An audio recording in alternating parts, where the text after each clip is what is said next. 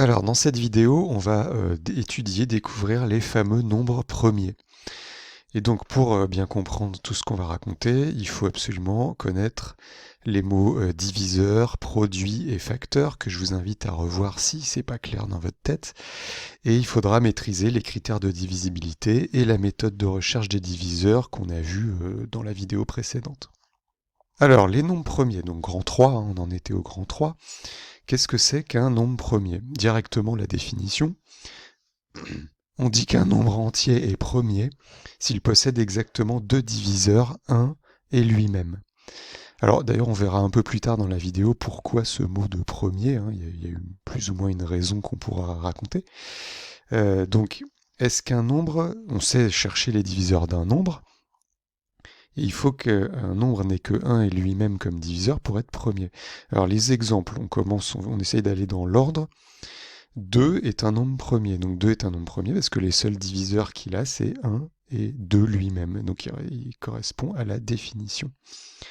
3 aussi, puisque le seul candidat entre 1 et 3, ce serait 2, mais 2 ne divise par 3. Vous savez que pour qu'un nombre en divise un autre, il faut que le reste de la division euclidienne soit égal à 0. 4 n'est pas premier, car lui, il est divisible par 2. 4 divisé par 2 égale 2, il reste 0. Donc vous avez un diviseur qui n'est pas 1 et le nombre 4 lui-même, mais qui est quelque part entre les deux, donc il n'est pas premier. Alors, quelques remarques. D'abord, 1 n'est pas un nombre premier. Alors, on verra pourquoi plus tard, vers la fin de la vidéo. En fait, il y a une raison, pour l'instant, on va l'accepter. Parce que ça peut paraître étrange, finalement, 1 a l'air de respecter la définition. Il est divisible par 1, bah oui, bien sûr, et aussi par lui-même, bah oui, puisqu'il est 1. Mais pourtant, on l'exclut, c'est l'exception, si vous voulez, on l'exclut des nombres premiers, on comprendra pourquoi plus tard. Et 2, ça vaut le coup d'être noté, 2 est le seul nombre pair à être premier. Bah oui, parce que si vous avez bien suivi la vidéo précédente, tous les autres nombres pairs, c'est un critère de divisibilité, peuvent être divisés par 2. Mais comme les autres, ils valent plus que 2, ça veut dire qu'ils auront un diviseur qui n'est pas 1 ou eux-mêmes. Par exemple, le 4 qu'on a vu à l'écran précédent. 6 est divisible par 2, 8 est divisible par 2, etc. Donc 2, c'est l'exception, c'est le seul nombre pair à être premier. Alors ensuite, pour s'entraîner, ce qui est bien, ce qui est pas mal, c'est d'écrire la liste des nombres premiers dans l'ordre jusqu'à 50, c'est bien 50. Après, si vous êtes motivé, vous pouvez aller plus loin.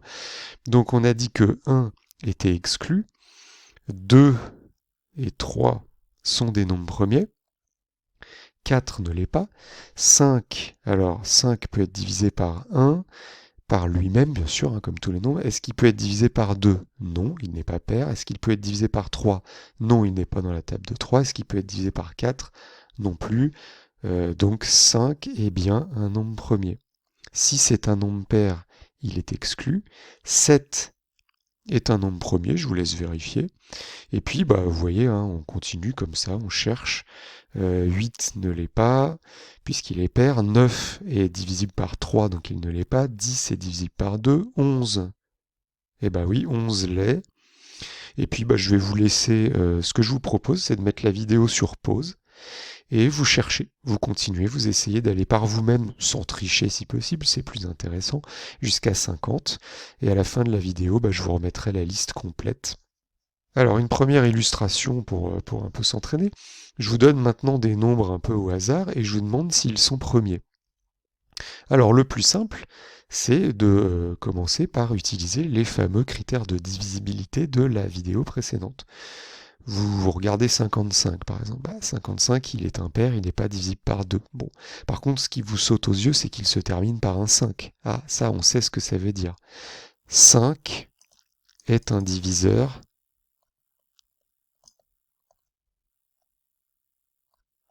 de 55. Donc c'est terminé. 55 n'est pas premier. Donc vous voyez, prouver qu'un nombre n'est pas premier, ça va très vite. Il suffit de trouver un diviseur, tout simplement, qui n'est pas 1 ou le nombre lui-même. 57, alors cette fois, il n'est pas pair, donc c'est pas 2. 5, ça ne marche plus, mais rappelez-vous, pour 3, si vous ajoutez les deux chiffres, 5 plus 7 égale 12, 12 est dans la table de 3, 12 est divisible par 3, donc 57 le sera aussi. Donc cette fois, votre argument, c'est que 3 est un diviseur de 57. Donc c'est terminé, c'est pas la peine d'aller chercher plus loin. Il y a sûrement peut-être, enfin on n'en sait rien, d'autres diviseurs, mais par rapport à la question qui est posée, c'est suffisant. 57 n'est pas premier. 61. Alors 61 n'est pas divisible par 2. Alors 61, 1 est toujours un diviseur de 61. Vous savez, je tire mon trait. 2, non, puisque 61 n'est pas pair. 6 plus 1 égale 7, donc 3 n'est pas un diviseur. 4 non plus, je vous laisse vérifier. 5 non plus, puisqu'il se finit ni par un 0 ni par un 5. 6, alors 6 non plus, puisque de toute façon il n'y avait ni 2 ni 3. 7, ça ne marche pas. Je vous laisse poser la division, ou d'ailleurs c'est dans la table, 7 fois 8, 56, mais il resterait 5. Et 8, non plus. Alors, c'est pas la peine d'aller plus loin, puisque 8 fois 8, je vous rappelle, 8 fois 8 égale 64, j'ai dépassé ma cible 61, donc c'est pas la peine d'aller plus loin, il n'y a pas d'autre diviseur. Donc vous voyez qu'il n'y a bien que 1 et 61, donc 61 est premier. Donc on va l'écrire ici, 61 est premier. Donc là, vous voyez, par contre, c'est plus long, puisque quand c'est premier, comme je dois tout vérifier, il faut qu'il n'y en ait aucun entre 1 et 61, je réapplique la technique de la vidéo précédente.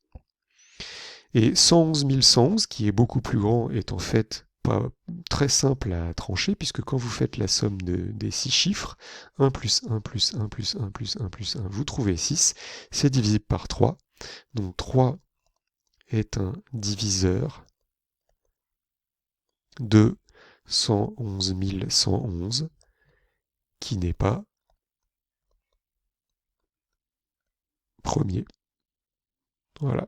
Alors on passe au cœur de cette partie, là, ce que j'appelle la propriété fondamentale.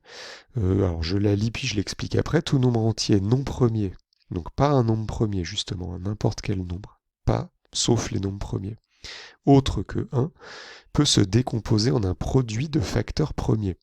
Cette décomposition est unique à l'ordre des facteurs près. Alors qu'est-ce que ça veut dire ? En gros, ça veut dire qu'en partant de n'importe quel nombre qui n'est pas premier, on va réussir à trouver des facteurs. Donc vous voyez, des facteurs, ce sont des nombres qui interviennent dans une série de multiplications, je ne sais pas combien de multiplications.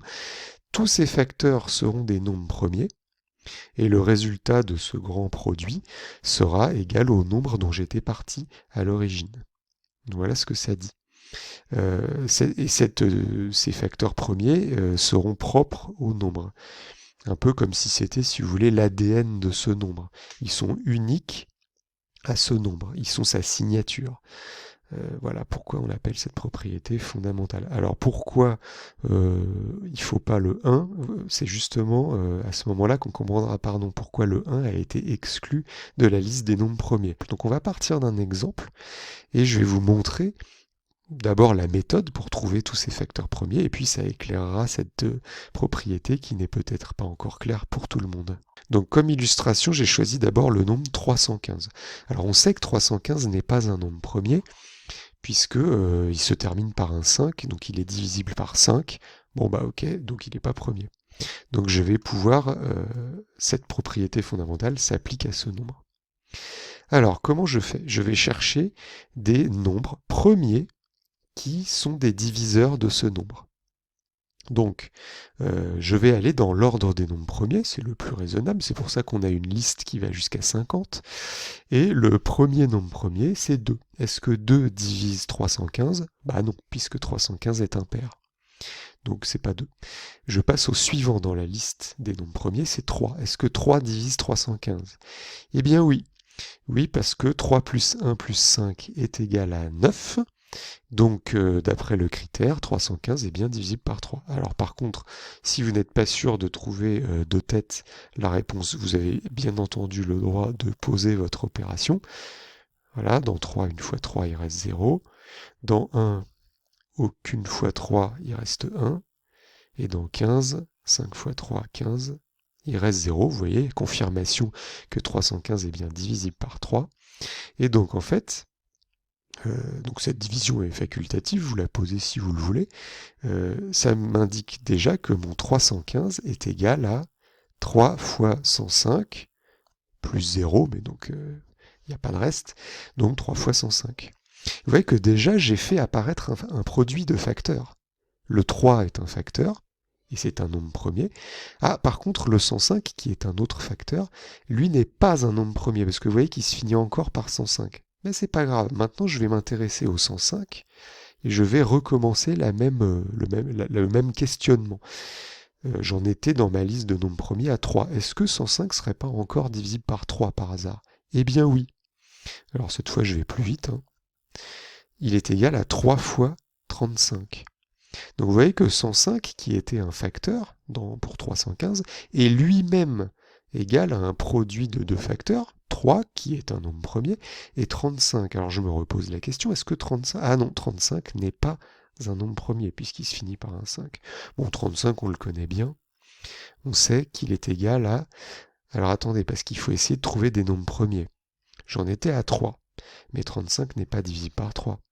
Est-il divisible par le nombre premier suivant de la liste, qui est 5? Oui. Et c'est ce que j'allais dire un peu trop rapidement. On sait que 35, de toute façon, est égal à 5 fois 7. Et là, vous voyez, on a de la chance. 7 est aussi un nombre premier, c'est le suivant dans la liste. Eh bien ça, c'est le signal que j'ai terminé. Parce que regardez, je récapitule. 315, finalement, est égal à 3 fois 105. Oui, mais 105 est égal à 3 fois 35. Oui, mais 35 est égal à 5 fois 7.